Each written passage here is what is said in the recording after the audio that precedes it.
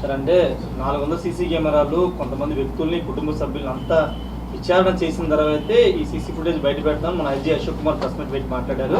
రెండోది ఈ కేసు ఇక్కడతో క్లోజ్ అయిపోయింది. ఈ కేసు గురించి మాట్లాడితే వాళ్ళ చట్టపరమైన చర్యలు తీసుకుంటాం.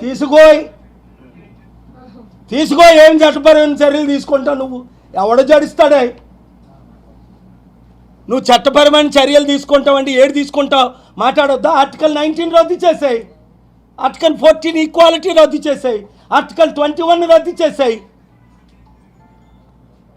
డెమోక్రసీ లేదని డిక్టేటర్షిప్ చైనా లాగా రష్యా లాగా ఇక్కడ కూడా డిక్లేర్ చేశాయి.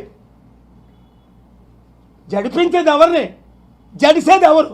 నువ్వు ఎవరికో జడిపిస్తావు, కేపాలు జడిపించలేవు. నేను ప్రశ్నలు అడుగుతున్నాను, చట్ట ప్రకారంగా ప్రశ్నలు అడుగుతున్నాను.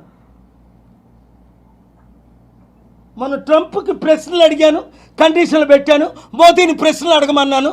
ఈ ట్రిప్లో ట్రంప్ మోదీని ప్రశ్నలు అడిగాడు. ట్రంప్ గురించే నేను బుక్ రాసి save America and the world from Trump అని బుక్ రాశాను. చూసావా? చదువు. అది సేవ్ ఇండియా ఫ్రమ్ మోదీ అని బుక్ రాశాను. చదివావా? ఇది చట్ట ప్రకారం ఎవడి మీద చర్యలు తీసుకుంటారు? చంపిన వాళ్ళ మీద చర్యలు తీసుకుంటారా? నేను చెప్పాను కదా, నా స్పిరిచువల్ బటన్ నొక్కితే ఫినిష్. నొక్కలా, న్యాయం కొరకు వెయిట్ చేస్తున్నా. నా స్పిరిచువల్ పవర్స్, నా ఇంటర్నేషనల్ బటన్ నొక్కాను.